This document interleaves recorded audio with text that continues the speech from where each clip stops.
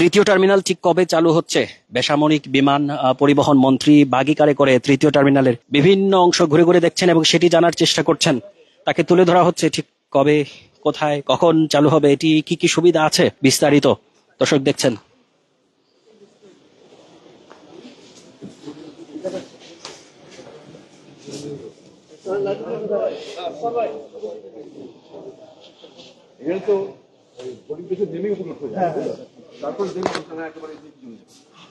Boarding bridge sir, একজন যখন আসবেন তখন এদিকে ঢুকেছেন এই লিফট দিয়ে আর এই লেভেল সেগ্রিগেটিং দ্য অ্যারাইভিং এন্ড এখানে অলসো ইউজ দ্য এসকেলেটর আছে, লিফট আছে, সিঁড়ি আছে, চাবি এই কাউন্টারটা ডিপার্চার স্যার ওই লিফট থেকে সরাসরি বোর্ডিং ব্রিজে সব একসাথে তো ডিপার্চার অ্যারাইভেল হয়ে গেছে মানে অ্যারাইভিং প্যাসেঞ্জার্সরা এসে আমি আবার যারা যারা ডিপার্চার স্যার তারা তো এখানে তাদের কার্যক্রম করে না, এখানে কার্যক্রম এ পর্যন্ত আসবেন না এই লেভেল স্যার। যে আপনি ইমিগ্রেশন দেখেছেন, ইমিগ্রেশন থেকে সরাসরি নিচে নেমে যাবেন, নেমে যাওয়ার পরে ওইখান থেকে আর যারা অ্যারাইভিং প্যাসেঞ্জার যারা এখানে এসে এই তলায় চলে আসবে। তাদের সঙ্গে ওদের সঙ্গে যাতে মিক্স না হয়, একটা ব্যারিয়ার আছে। হ্যাঁ, টোটালি ব্যারিয়ার ওই গেটে, ওই গেট টোটালি এখানে উঠে যাবে, উঠে যে ইমিগ্রেশন করে এখান থেকে বেরিয়ে যাবে। এখান থেকে একতলা চলে লাগেজ করে ওই পারে ওরা ইমিগ্রেশন করে আবার নামতে হবে নিচে, একদম গ্রাউন্ড ফ্লোর চলে যাবে।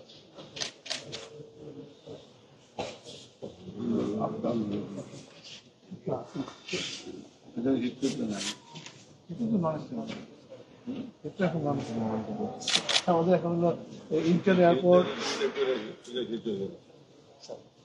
এটা স্যার একদম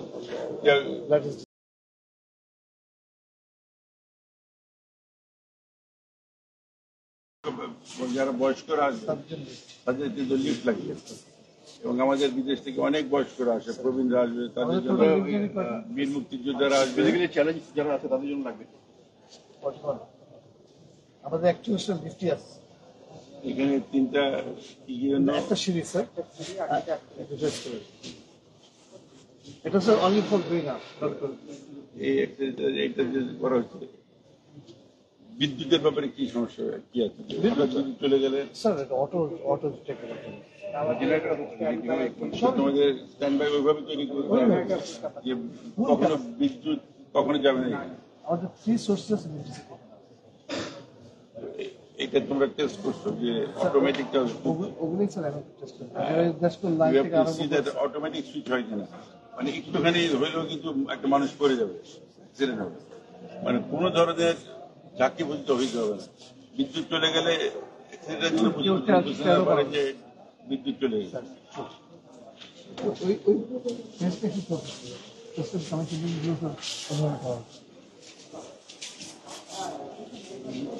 এখানে আমাদের এটাই তো আমাদের ফ্রন্ট সাইড, এটাই হলো ফ্রন্ট সাইড, এগুলো এয়ার সাইড স্যার। একটু সামনে থেকে সরে, আর আমাদের প্রত্যেকটা বোর্ডিং ব্রিজ দুটো করে আপনাদের কয়টা আছে এখানে স্যার 12টা বোর্ডিং ব্রিজ। তার মানে এই মুহূর্তে আমরা এখানে 12টা প্লেন হ্যান্ডেল করি স্যার। আপাতত 10টা কমপ্লিট আছে, 2টা বোর্ডিং ব্রিজ আমরা লাগাতে পারিনি, ওটা in the process of January সময় লেগে যাবে।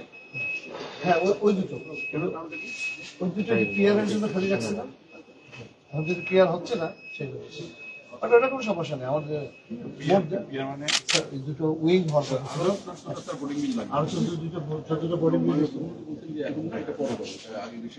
আপনি স্যার যদি ওই সাউদার্ন এন্ডে তাকান স্যার, যে একটা এক্সটেন্ডেড ওইটা স্যার টাকা দিতে পারিনি, আমরা পরে টাকা দিয়ে নিই, কারণ অনেক স্পেসটা হাই ছিল। আমার এইখানে আমাদের টোটাল হচ্ছে 12টা 12টা আমাদের থার্ড টার্মিনাল, 8টা, সেকেন্ড টার্মিনাল, দুটো 8টা, 12টা একটা মিস হবে। আমাদের ক্যাপাসিটি কি পরিমাণ বাড়বে স্যার? আমাদের 20 মিলিয়ন, আগে ছিল 8 মিলিয়ন, এটা 12 মিলিয়ন, আর দুটো মিলে আমাদের 20 মিলিয়ন। তোমাদের কিন্তু ওই দুটো উইং মাথায় রাখতে হবে, ওই দুটো মিলে আমাদের করতে হবে, এবং এটা কিন্তু আমি আমার সাথে কথা বলবো। ওইটার কস্ট কত?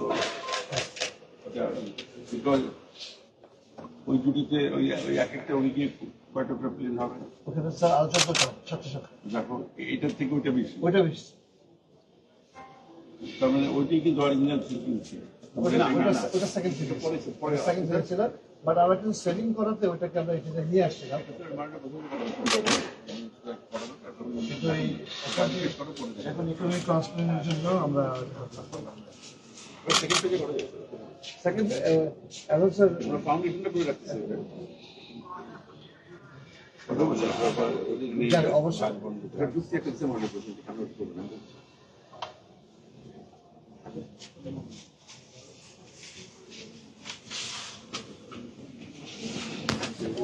মন্ত্রীকে আসলে দেখানো হচ্ছিল যে 26টা বোর্ডিং ব্রিজ আছে এবং আরো যেগুলো হবে সব মিলে 26টা বোর্ডিং ব্রিজ, 37টা প্লেন পার্কিং এরিয়া, সবগুলো আসলে মন্ত্রীর সামনে তুলে ধরা হচ্ছিল।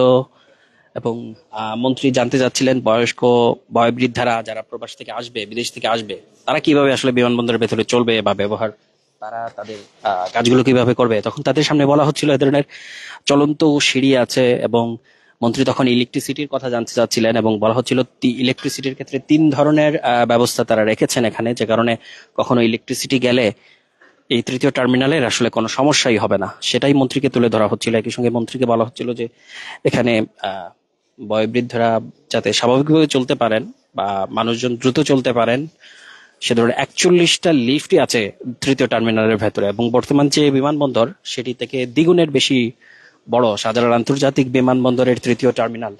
সিঙ্গাপুরের চাঙ্গি বিমানবন্দরের আদলে এই তৃতীয় টার্মিনালের নকশা করা হয়েছে এবং সেই তৃতীয় টার্মিনাল এখন একেবারে শেষ পর্যায়ে। মন্ত্রী ঠিক আজকেই জানাবেন বা কিছুক্ষণ পরে গণমাধ্যমে এটি তুলে ধরবেন ঠিক কবে থেকে আসলে প্লেনগুলো ওঠানামা এখানে শুরু হবে এবং যাত্রীরা কবে থেকে এই বিমানবন্দর ব্যবহারের সুবিধা পাবেন। দর্শক, শাহজালাল আন্তর্জাতিক বিমানবন্দরের তৃতীয় টার্মিনালের ভেতরের অবকাঠামোগুলো দেখছেন, একেবারে প্রস্তুতি বলা যায়। এখন চূড়ান্ত ধাপের আসলে কাজ চলছে। প্রধানমন্ত্রী 1 বছরেরও আগে বলা যায় সফট লঞ্চিং করেছেন এবং তারপরও এখনো এটি খুলে দেওয়া হচ্ছে না। কবে খুলে দেওয়া হবে সেটি মন্ত্রীকে আজকে জানানো হবে এবং কি পর্যায়ে চলছে কাজ, শেষ মুহূর্তের ক্যালিব্রেশন, বিভিন্ন যন্ত্রপাতির টেস্ট।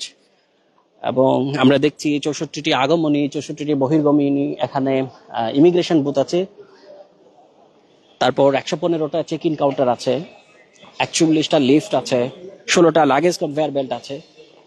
আমরা লাগেজ কনভেয়ার বেল্টের দিকে যাচ্ছি, সেখানেও মন্ত্রীকে তুলে ধরা হবে লাগেজ কনভেয়ার বেল্টগুলো। বাংলাদেশের মানুষের সবচেয়ে বড় প্রশ্ন বিমানবন্দর ঘিরে যে লাগেজ দেরিতে আসা, লাগেজ ভেঙে যাওয়া, সেগুলোর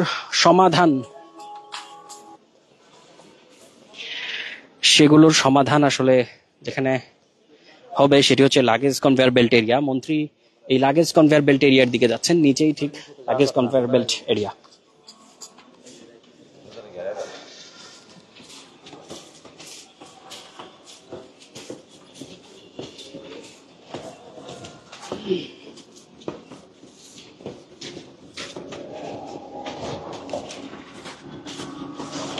দর্শক, আমরা লাগেজ কনভেয়ার বেল্ট এরিয়ার দিকে যাচ্ছি। এখানে 16টা লাগেজ কনভেয়ার বেল্ট আছে, মন্ত্রী সেগুলোই দেখবেন।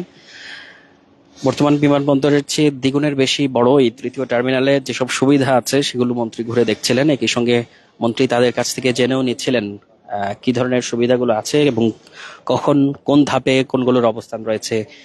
যারা প্রবাসী বয়োবৃদ্ধরা আছেন তারাও কিভাবে এসে বিমানবন্দরে চলাফেরা করবেন, লিফট সুবিধা তাদের জন্য আছে কিনা, বিদ্যুৎ গেলে সেটা কিভাবে চলবে, সেই সব সুবিধাগুলো মন্ত্রীকে বলা হচ্ছিল, জানানো হচ্ছিল। আমরা এই ধরনের এসকেলেটর ধরে নামছি।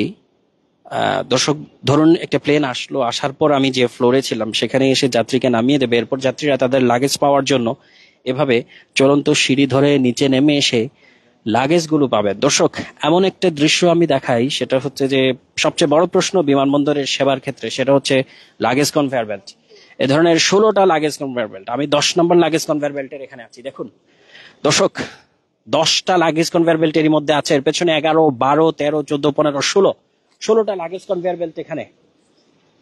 দেখুন কি ধরনের লাগেজ সুবিধা এই তৃতীয় টার্মিনালে পাওয়া যাবে।